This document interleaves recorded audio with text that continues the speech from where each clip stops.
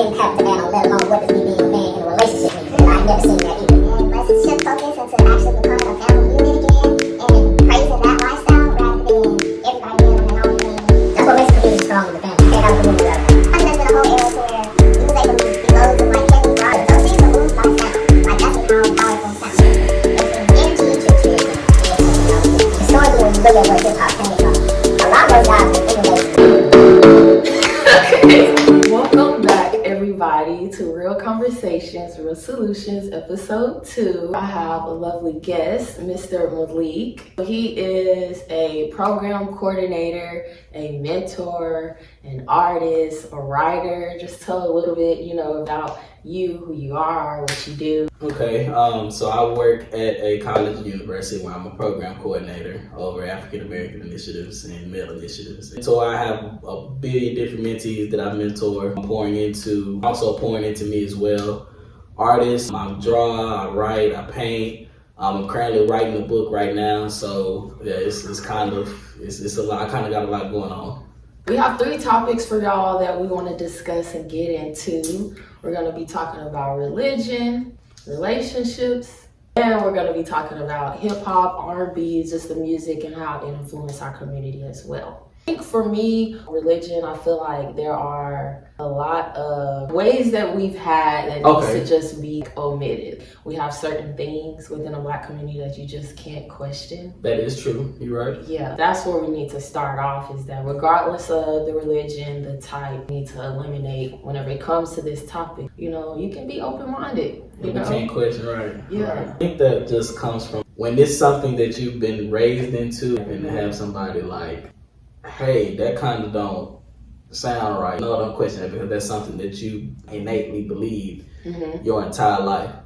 Different spiritual beliefs like Christianity, that's something that has been ingrained within our community from the time we were enslaved up until now. It's always been something that has been innately tied within our culture and within our community.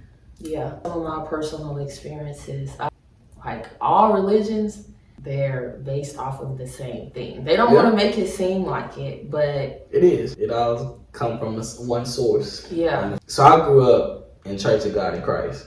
I can remember growing up, being in Sunday school, and it was a lesson talking about, like I said, Cain and Abel, and Cain found a wife. But how did he find a wife if they was the only human beings that God created? Well, no, you can't question. It might have been a sister they had, but then that's something that's contrary to what y'all are teaching. Exactly. As I got older, I'm finding out my name is Muslim, my Arabic or African, and so I kind of went on this wheel of discovery. You're right, it all says the one thing, and so let me kind of trace back historically where all of this stuff came from. Yeah. You have the story of, the Trinity and Mary and Joseph and Jesus. Well, there was older stories that told that same concept, but just with different names. Yeah. Egypt, we hear about Asar, Set, and Heru, which is the actual African names of Horus, Osiris, and Isis. And there was an immaculate conception that happened between the 3 of them. I think for me, and questioning things in Christianity, I found out that the cross was a thing before even Jesus came around. And you realize like the root of Christianity and how most of it is based on fear, and how even like the US and how we operate, they put that on you. And I've said that too. I've had a conversation with a couple of people. There's a lot of people when they become Christian, it's not off the basis of, Jesus loves me and this is who I need to. It's more so off of, you don't want to die and go to hell and burn for eternity. And now I'm believing in this religion, not because of the love that I have with this religion, not because of, what this religion can do for me. I'm believing in it because I don't want to die and go to hell for eternity. Exactly. Yeah, it's a lot. So it's very interesting that you brought that point up. And then just the overall environment. You're gonna do all this stuff Monday through Saturday, but Sunday then you're gonna go in the church room. It's like, okay, this don't make sense. Like, why we all acting this way if we all don't really act this way? It goes back to we have to understand we all are human. We all are flawed, and that's with any religion that you look at. It teaches that nobody's perfect, but we all are like striving to live a life as whatever religion you believe in. People are flawed, but I think you have to be real with people. At least for me, what does religion? I have to see that religion work. Like I said, I went through a whole cycle. I went from being Christian, Muslim, all, and I'm kind of going back to Christianity, but I'm going back to it with a different lens. And the reason why I'm going back to it is because I did see it. I saw it work. I saw it actually, be real in my life. Yeah. It shifted me from when I first started to where I'm at now is understanding truthfully what this religion is, the history of it, what it means to me, how does this religion fit to me as a black man and somebody within the black community. And that's what me going and tracing and finding out historically, okay, but this religion is not a white man's religion, it's not a white person's religion, this religion originated out of Africa. It originated with melanated people. I can believe in it. It's something that is for me versus what I'm seeing in the imagery that I'm seeing. And I think that applies to a lot of things. It's all about how it applies to you and like how you choose to use it. Right. And then I will speak on this. Another thing I definitely wanted to mention. I think it's with all religions, but how it's portrayed that all the answers to your problems is to a man in the sky whenever there's a God within all of us. Good point. That was like the biggest aha moment I had. I'm going to add on that. One, there's a scripture that it says, and I always say, faith without works is dead, right? So you can have all the faith and you can pray, or you can pray, hey, God, I want the job, but you don't go out and fill out a job application for the job. So how can you have God give you a job and you don't actually go out and go get the job, right? So faith without works is dead. I ended up finding this guy named Reverend Ike, and this was the first time I ever heard this concept of like God being within you versus outside of you. Even when you pray, right? When you pray, you're going within. When you're kneeling, you're going within.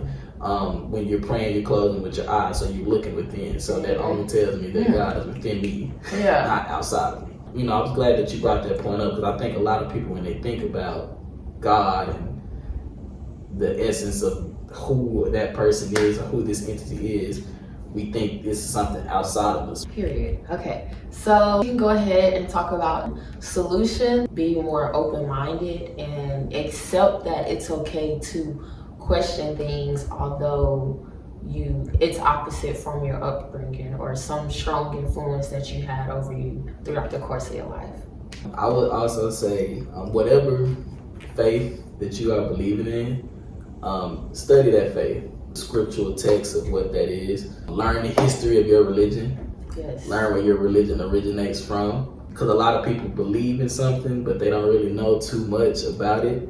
So I think the moment that you research and you become a true follower of what you believe in, I think you'll start to kind of see it manifest a little bit better in your life. I also encourage people to also study different religions too. Because what you'll start finding commonalities between different ones. Like you have the 10 Commandments. Well, if you read the 48 Laws of Ma'at, which is an ancient Kemetic text, thou shalt not kill, I never kill. Mind you, Christianity is probably one of the youngest religions. It's not that old of a religion. All of these religions are saying the same thing. The differences come from the cultures that are practicing this religion. Next, we're going to segue into talking about relationships within the Black community. I think I want to talk about this first because I hear this a lot, a high value woman or a high value man. And the thing that gets me most when I see conversations about this topic is that a lot of our values right now in our generation is very much off. It's hard to be authentic and genuinely get to know somebody. Like I tell people all, like maybe I'm an old school person, maybe I'm an old school lover. I don't want to talk to you just for a week and then we make it official. Right. I like to take my time. If I'm gonna be with you forever, gotta get to know who this person is. Like what's the rush for real? Back then they used to have to send letters and like it was a slow anticipation and everything. You see this person all the time, see their social media, you see what they like, and it's just so much overstimulation in that aspect as well. But there's just a misaligning of values and things that we prioritize in relationships.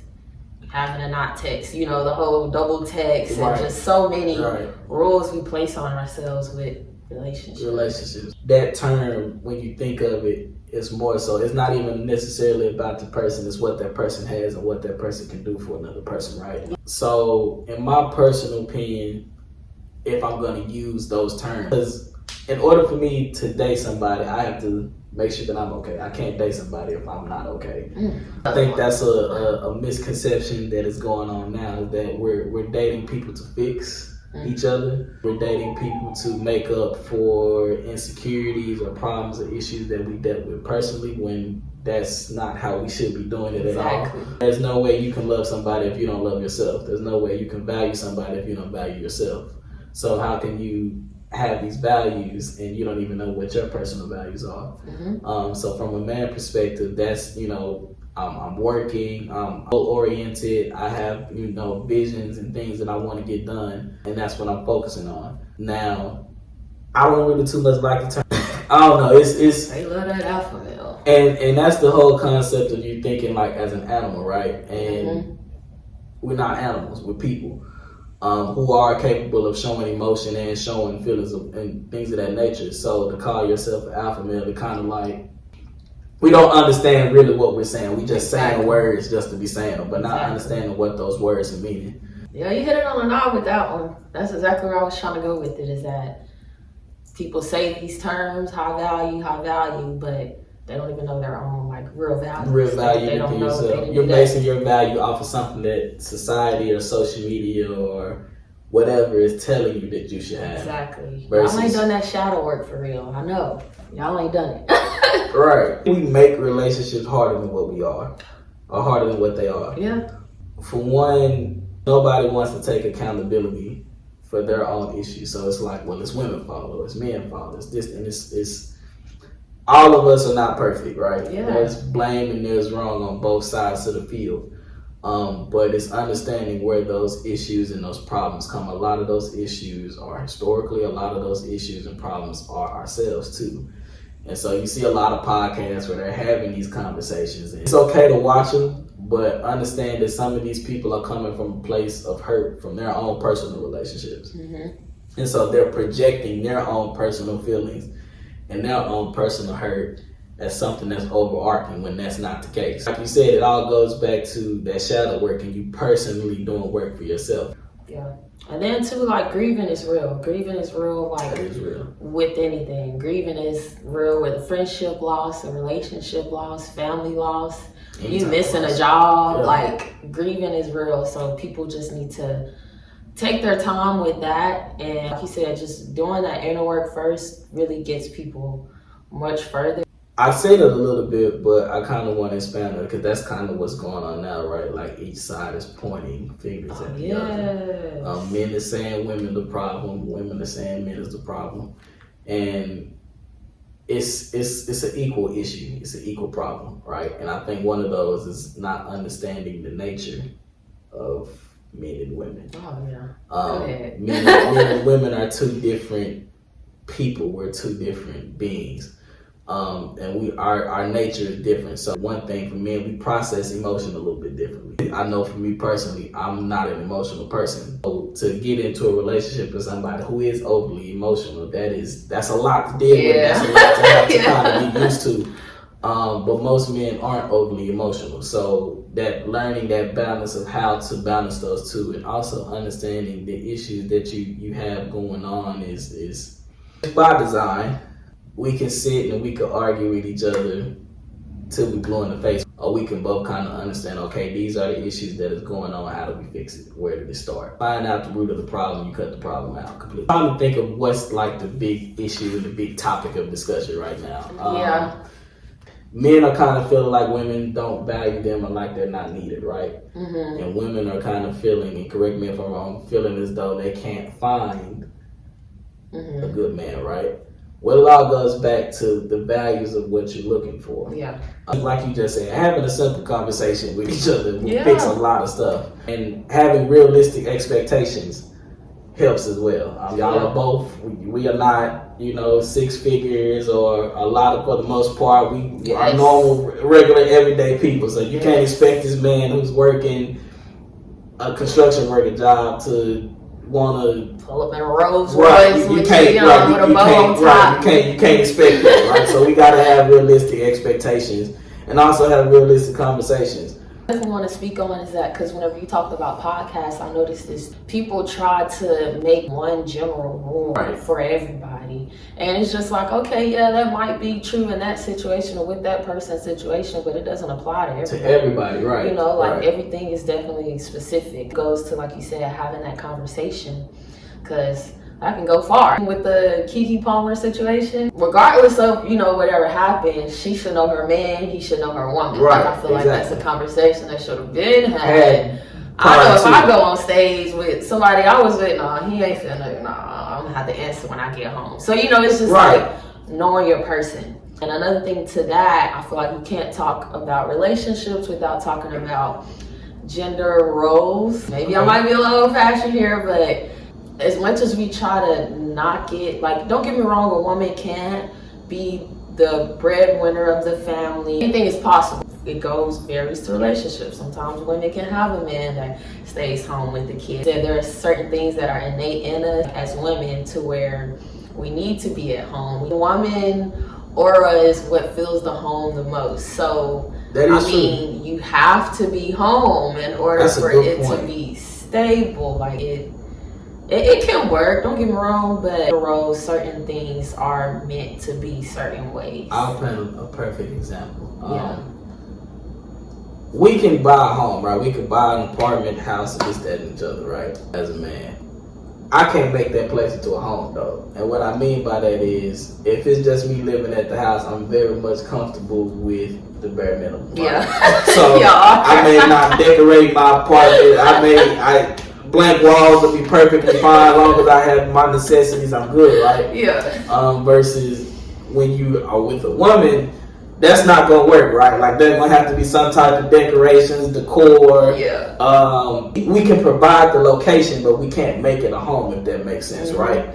Because we're always on the go, we're always moving. So it's kind of hard for us to kind of sit and provide a home. Versus you with somebody, well, that's not gonna work. You know, not everything is the same, but at least from my experience, gender roles is I think that's a deeper conversation too, because now we're in an instance and we're in a place to where those gender roles, which have traditionally been there, is now kind of being challenged, right? For sure. Traditionally, it has been the man goes out and work and he goes out and provides, but now it kind of throws that off when now both of y'all are working. Now both of y'all are making money. Now it's causing us to have different conversations and which all of that is okay, because a lot of women think that men are intimidated.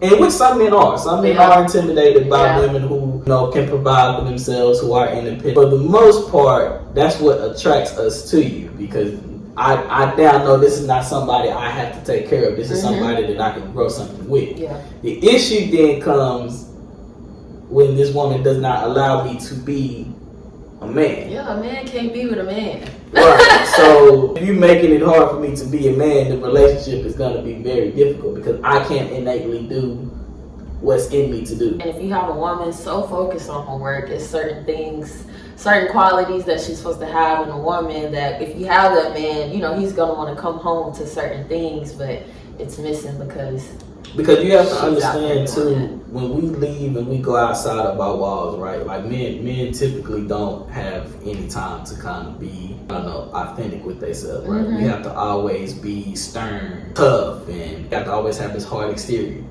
You're the only person that I can express that to. When I'm coming home, I'm not expecting to be this hard exterior of a man that I've just been all day. Right? So it's kind of those aspects, and I've heard a lot of them like, what do men want out of a relationship? And it's very bare minimum. At least for me, I can say trust is big. It's a big thing. I have to be able to trust you, because I can love you, but can I trust you? So a person that loves me can still hurt me. I have to be able to authentically be myself around you. I'm sure a lot of men can say that. If not, you know, other men may have other different things and this and that nature, but at least that's like the basic level of what men look for out of a relationship. It's not for what you have. We really don't need somewhere to stay, because we're already providing that, right? So we're providing shelter, we're providing food. We may not be the best cook, but we at least know how to cook for ourselves, right? So when we're dating and we're looking at women, what we're looking for is a little bit more deeper than material things. Yeah. Whatever you talk about, just in things that are innate in us, like they say, the man is supposed to be you know, going out and doing tasks. But the man has to be focused on his drive, Right. not the Goal-oriented, woman. right. Yeah. It's funny you say that, because I was always taught too growing up, you got to be goal-oriented.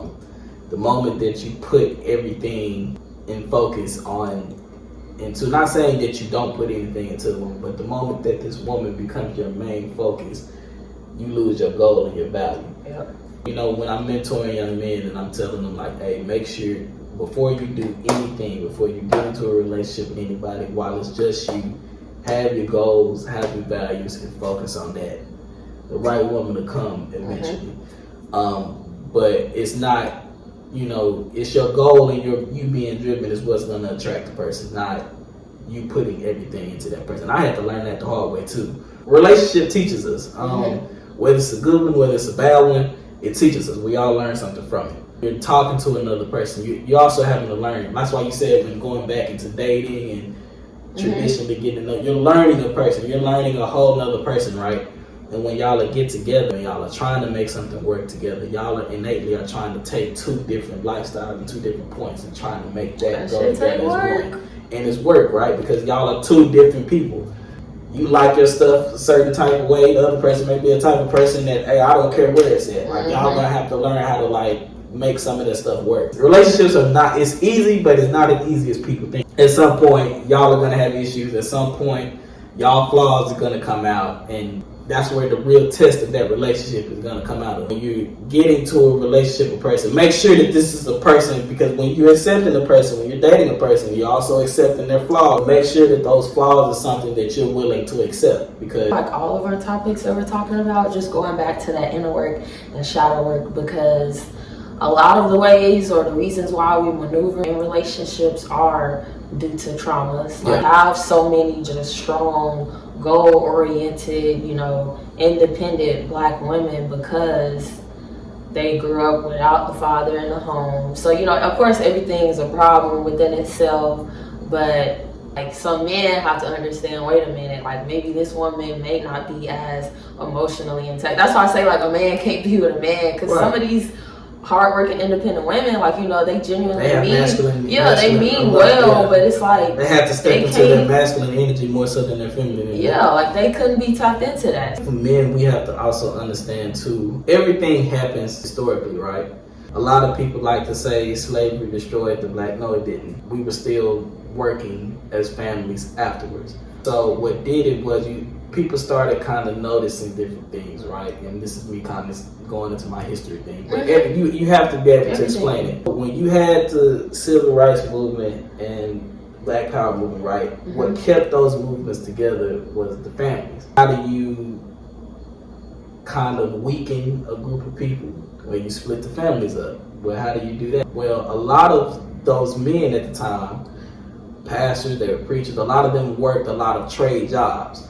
So whether it was working in factories, manufacturing plants, and you take all of those jobs away, what does that leave? What work does that man then have? And then shortly after, you get into the crack era, right? So now this man is faced with two things. I already don't have a job. They just closed down the manufacturing plant. This new phenomenon thing is here. Now this is crack. Do I either A, smoke this crack because I'm so depressed, I can't provide for my family, or do I sell it, right? Now you have a mass group of men selling it, and then on top of that you have food stamps, you have government assistance coming in, and a lot of those incentives were, if there's not a man in the house, you can get these government assistance.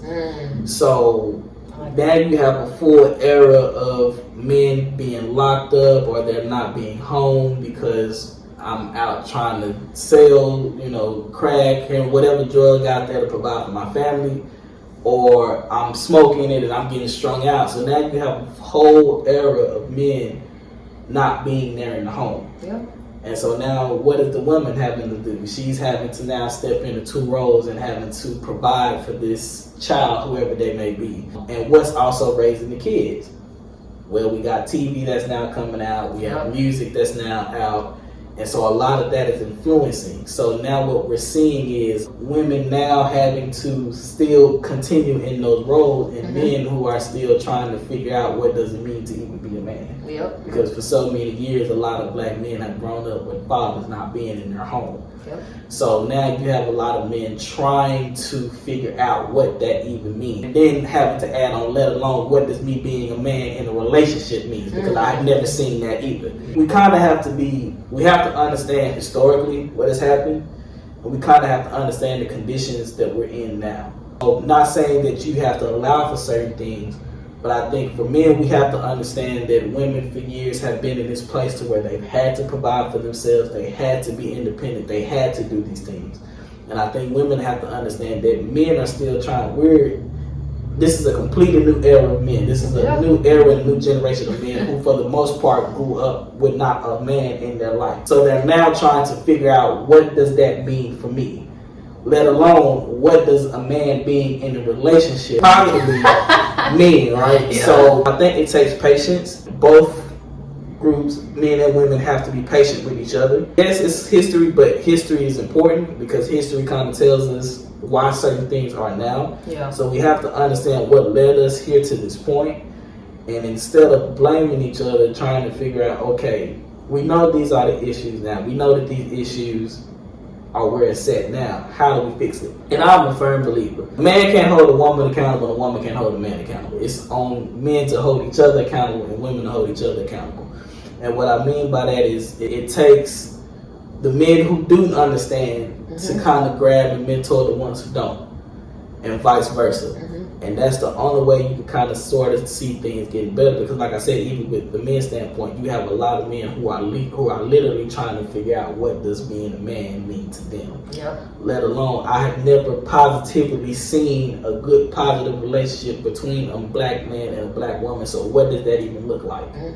So same for the woman. Yep. I mean, you mentioned like a couple of good solutions already. We can kind of move forward through all of this, back and forth, the opposition between each other. Before we get into the music, because the music definitely plays a big role, we'll get into that. Yeah. But before we do, I want to try to mention at least a couple more solutions for relationships. Definitely, I know we said definitely do that inner work, recognizing your own traumas. First thing. Yeah, identifying ways, because I know I had to do that myself. I had to figure out, okay, what do I need to do for a man? What's some things I need to be filled up with myself before I can say, okay, I can take care of a man? Do I know how to cook? Do I know how to handle his stress when he comes home? Because you got to be, kind of sane. Because 9 times out of 10, we're not going to tell you what's wrong. It's gonna, hey, what's going on? Oh, it's all fine. When literally we just had hell throughout the whole day. Or somebody we know that passed away, but he's not gonna tell you, because for us, we're taught never let anybody see a weakness, especially a woman, right? So that's a good point to make. It's understanding how to deal with that, because sometimes we may not need you to fix it. We may just need you to be there, just to be present in the moment.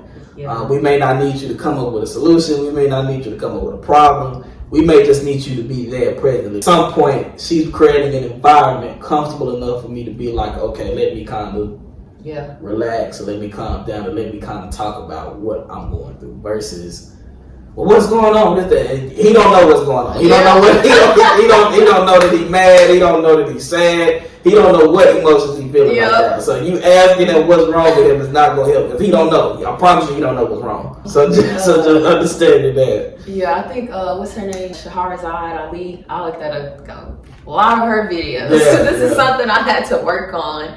But she talks about a lot how, as women, sometimes we need to know when to step away, because we do that. We want to know, we want to care, we want to fix the problem, but we got to know how to practice non-possessive loving. She talks about that a lot, because it's hard. Like I said, we're natural lovers. Like, we naturally love. You want to know, right? Yeah, like, we want to go what's wrong, but why are you feeling like this? But he don't. I promise you, he don't know. He does not know. Step back, and I know some men do need that time to just figure it out, clear that mental headspace. Like you said, just being there is enough, not adding to the problem. So because we're just always taught every emotion, anger, anger. Just that's what you display. He may be embarrassed, he may be sad. So ask him, well, what's wrong with you? I don't know. Like, he does not know what's wrong with him, and so it's gonna take him time to figure out what is wrong with him in order for him to tell you. So the best thing I can say is just be present, be there, and eventually he will come and he will tell you. But you have to create that environment in order for him to tell you. I want to say too, just having mature conversations. Communicate, like you hear people say communication, it really is, especially in relationships. Communication is key. I cannot know that you don't like me to do a certain thing if you do not tell me. So you have to be able to communicate and you have to be mature. I think we handle certain things immaturely, like the whole Keke Palmer situation. I know that's like a big thing. Maybe instead of him going on social media, that could have been a, hey, like I really wasn't feeling that. The main thing I can be say is working on yourself and understanding your flaws and your values. Personally, one of the big things that I did after I got out of a really bad relationship, I went full throttle just figuring out myself, what I don't like, things that made me feel a certain way. Why did it make me feel a certain way? And really taking that time to heal and asking those personal questions. And then one last thing, I want to mention is just to say it's okay to take it slow. It is, yeah. It's okay to take it slow. It's too much pressure placed on us. And men, it's okay to court, you don't have to be official. It's okay to take a girl on a couple of days. It's okay to take it slow. It's okay to be friends first. If y'all know y'all gonna be together forever, it's a possibility, what's the rush? So that's a big one. Because people, I feel like nowadays everything's just so fast. And stop looking at other people. Let's post a picture. Right. Stop letting social media and other people's relationship dictate yours. Y'all are two different people. And what everybody put on social media is not the reality of what they deal with. Trust and believe me telling you, everything that people put on social media is not what's really going on in that person's relationship. Like a picture is literally a millisecond of their life. Right. So stop looking outside and just look within. And I think once you all figure out what you all want for you all's relationship, y'all relationship will flourish. And let's shift focus into actually becoming a family unit again and praising that lifestyle rather than everybody being on their own thing. That's what makes a community strong, is the family. You can't have a community without a family. Yep. That's what makes every community, every nation, every country strong, is the family component of it. So definitely focus on trying to strengthen that family, because that family structure is what holds a community together. Yep.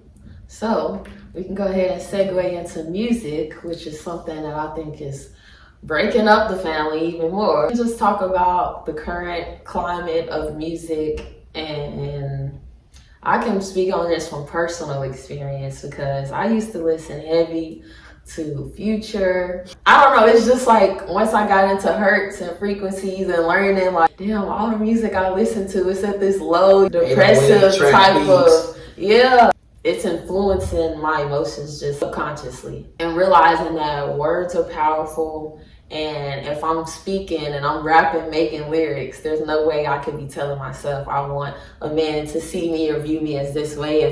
When I'm speaking the lyrics, I'm literally saying, oh yeah, I want a man that could do this and that. The words matter. Just elaborate on like hertz and frequencies, just to know that music or sound is also a form of healing. Yeah. And if it's a form of healing, it could also be a form of destruction.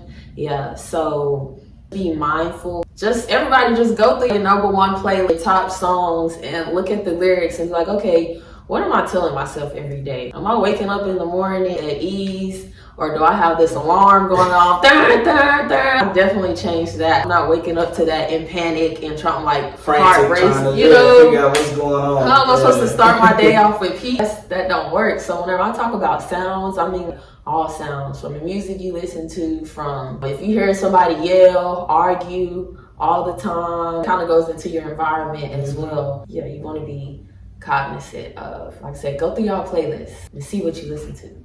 And it's so funny that you brought up hertz and frequency.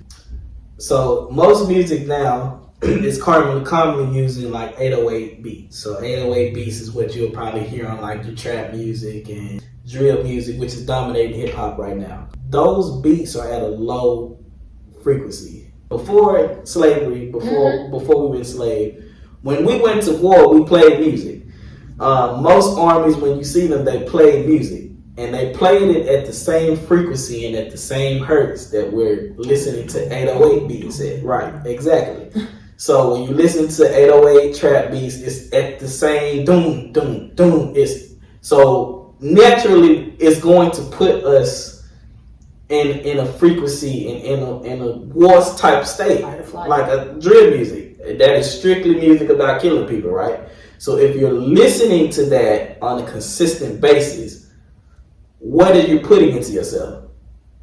Right? Listening to those frequencies and those hertz does matter, because those different type of music puts you in a different type of mood. A lot of these different music have different frequencies, different hertz, and different sounds. So it's definitely being mindful of what you're putting into yourself, because whatever you put in is what you're gonna get out. And just realizing, I guess, that the influence that the music has on not only like your feeling, your emotion, your mood, but also your actions. So we're right now we're in the 50th year of hip hop, right? That's kind of been like the big thing. We're celebrating hip hop, right? Look at kind of where hip hop has went. It went from strictly being DJs and as MCs.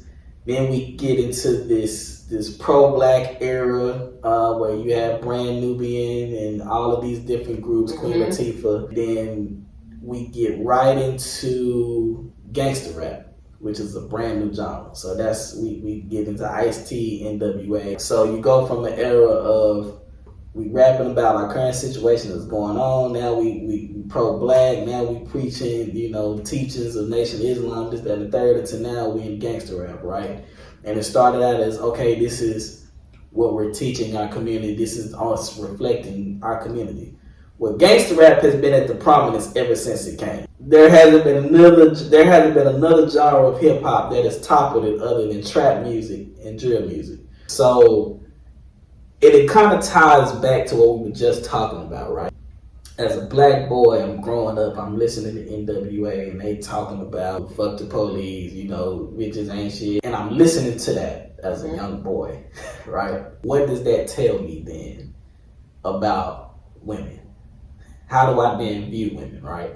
Am I viewing this woman as somebody who has emotions, who has feelings, or am I viewing this woman as a bitch, a hoe, somebody who I'm just get something from and I'm leaving? All of that kind of plays in the part. Then you have trap music. So this is when you get into T.I., Jeezy, all of these different people, right? And now it's like, go get the money, right? Trap or die. We kind of are seeing, we getting into an era of drill. Drill is kind of taking over. And that's just straight, like I'm rapping about me killing somebody. Just look at where our music is going and what's dominating, right? Now I'm not saying you can't have that music, because all different type of music is good. But what needs to be is a balance. Yeah. There's not a balance. Just as popular as Lil Baby and Megan Thee Stallion is, we don't have any rappers who are countering that. Yeah. We do, but for the most part, nobody's wild. They're not getting any radio play. And then to bring R&B into it, there was a point in time R&B and hip hop was neck and neck. Where's the R&B at? It's clearly there's one type of music that's being pushed. Too much of something is not good. Yeah. Too much of anything can kill you. There definitely needs to be a balance when it comes to music. Like we just said, that frequency and those hertz. So if this is the only type of music that's being put out, what type of frequency are we putting out within our community? What is the messages that we're telling our younger? Contrary to what people like to say, media does influence the culture. Yeah. It does. So music, movies, television shows, all of that. So if this is the type of rap and hip hop that is coming out on a consistent basis, how do you think it's influencing the culture in a way? And then also, I'm glad you talked about the time of music and the evolution in hip hop and R&B. Because I've spoken this before, is how back then, even whenever you did have rap music, they were rapping about things they really went through. I know Jay-Z mentioned this in the interview. When he went back home, he literally had on a vest because it was a possibility he'll get shot because people had money. Now we wearing a vest just as fashion. So you went from people rapping about what they actually went through to now people glorifying the lifestyle. And it's not something they really, that's a good point. And it's no longer a lesson. It's no longer a purpose behind the music. And then whenever you talk about the evolution of music, even whenever there was hip hop, there was a variation in the beat. The music was real. Now the music is a constant loop, which makes you loopy. Like I said, with any type of media, music, television, movies. If y'all look at the people that are in control or in charge of this, they know that you're easily influenced by this. So not to say, well, no, that's the reality of it. You're being controlled because they know what you're attracted to, especially nowadays with social media. People don't understand those algorithms, how big data is. We talk let's about push it all this the out time. because we know this is what this community really likes. So let's push this out. What right? they already know. So you can't say, oh yeah, I'm choosing to listen to this music on my own. No, they know that you're gonna select that song on the playlist. They know that you're gonna like that picture, or you're gonna. Apple and Spotify both have algorithms now. Like they have a DJ AI on Spotify now, and like it literally curates their playlist to what you've already been listening to. So if you somebody who are listening to trap, like I know for 1 minute, that's all I was listening to from one point. And I noticed that my entire algorithm of my app changed just by me listening to this particular type of music in a month. Most apps really will curate based on what you put in it.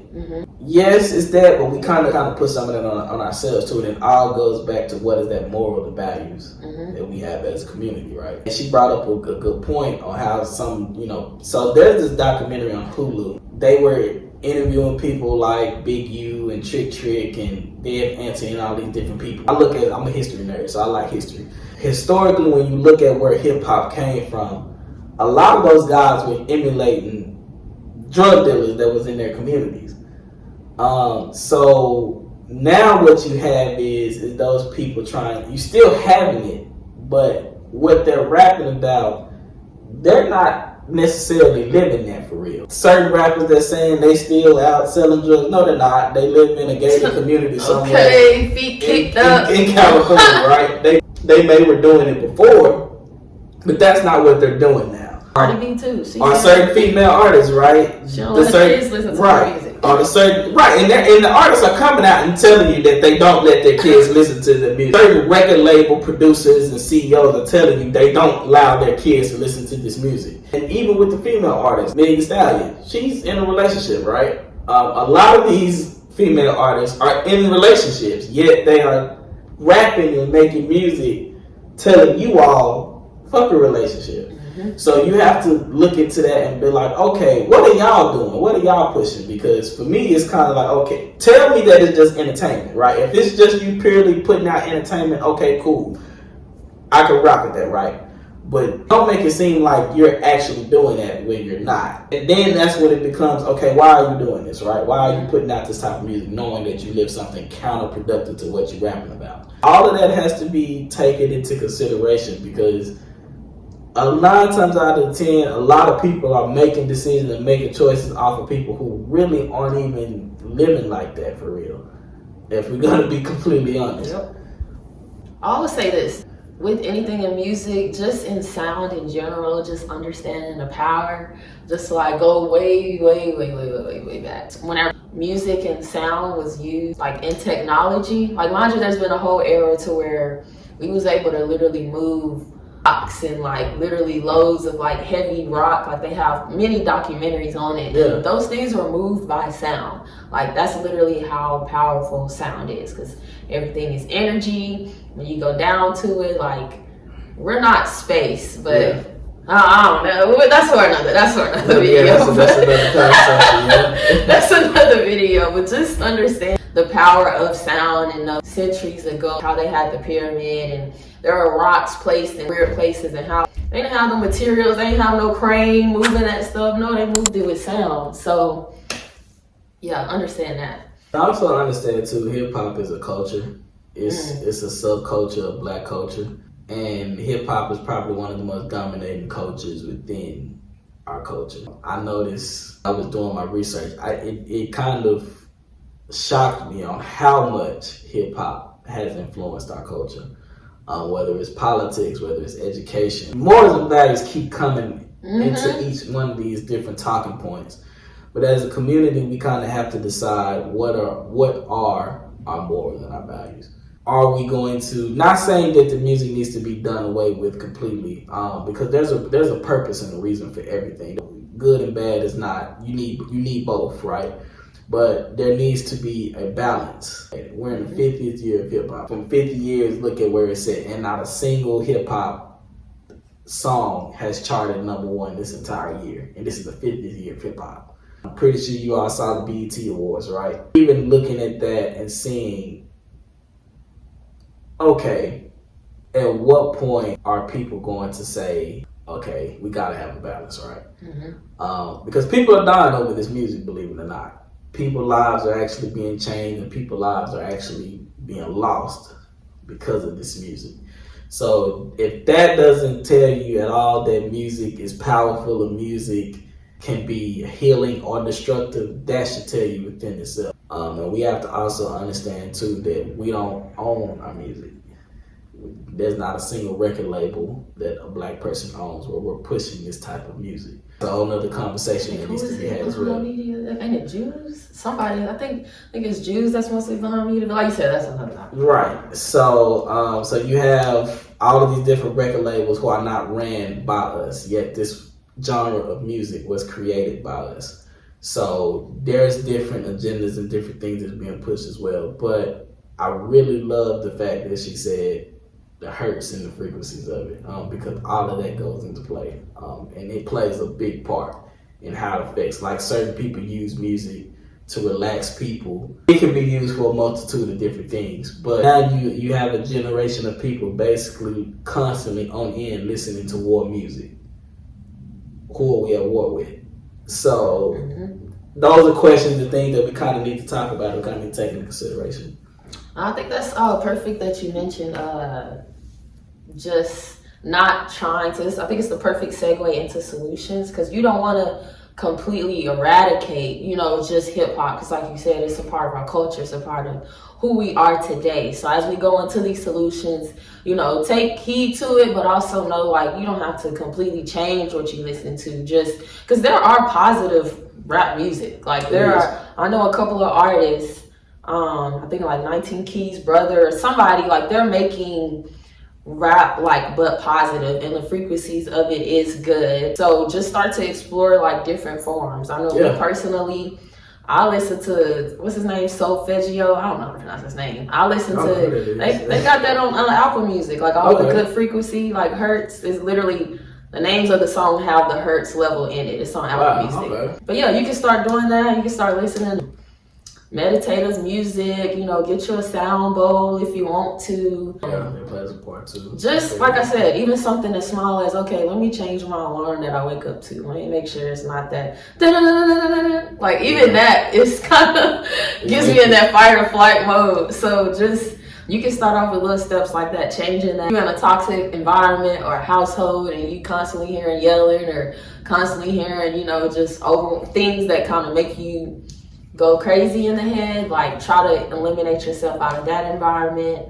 Nature, that's a form of sound, like that's a form of healing. Taking a walk and listening to natural sound, if that makes sense. Live music, I listen to a lot more. Live music, I'm trying to play live music, literally. I'm not just talking and stuff, y'all. But yes. I'll say for me, whenever I balance myself out. So I'm a big fan of R&B, so I listen to a lot of R&B music. When I feel like I'm consuming too much of a specific type of genre of music, I always go to R&B, and I also listen to different type of rap. I'm a music nerd, so I love music. I have different artists that I listen to when I feel like I'm listening to an artist that is kind of like, okay, this is too much of what I'm consuming. Because sometimes you can understand when you're consuming too much of an artist, or you're consuming too much of a genre of music. So my fallback and my balance has always been R&B music. At least for me, that's what works out. I'm not saying throw it away completely, but making sure you have that balance, right? So a lot of the music affects our real world choices and decisions and what we do. We just talked about relationships. A lot of the music that we listen to is impacting our relationships as well.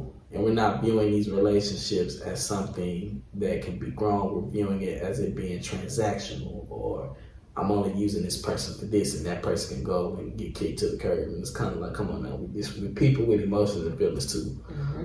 So, that's my solution. Yeah, that's basically, all we got for y'all is be mindful of the things that you consume. consume from, whether it's, you know, things coming down, passed down from your parents, from the music that you're listening to, just the relationships around you, not even just intimate relationships, family, friendships, friends, associates, business relationships, all of that. Also, too, I'm sorry, I work in the education field, so I got to push like this, education. Educate. We gotta educate ourselves. We got to better understand certain things or certain concepts. Because without that lack of knowledge, without that lack of understanding, we continue the same cycle that we've been in. So definitely having that understanding of certain things, whether it's religion, whether it's relationships, whether it's music, that helps in a lot of our decision making, the choices that we make in those areas. Yeah, go back and watch my video on why it's important to know your history. Yeah, that's basically all we have for y'all. So let the people know where they can find you at. So you can follow me on Instagram at Malik_the Crown. I'm not really active on there, but I will, if you message me, I will respond back to it. On Facebook at Malik Miles, also active on Instagram. So yeah, you can follow me on Malik_the Crown. Okay, well, thank y'all for tuning in. Episode 2, we got 2 in the books. Okay. Real conversations, real solutions. Hopefully y'all enjoyed this. It was a great conversation, and you got some solutions to take home with you. With anything, like I said in all of my videos, don't just let it sit here. Play back, rewind, actually go look things up, go research, go re-educate yourself. Like, don't let it stop here. Like, look into further. Like, wait a minute, what they talking about? What are they talking about? Right. Like, let me go look into this, or, you know, like, definitely, because we don't know it all. We know we're constantly in information overload. Yeah, so thank you guys for watching.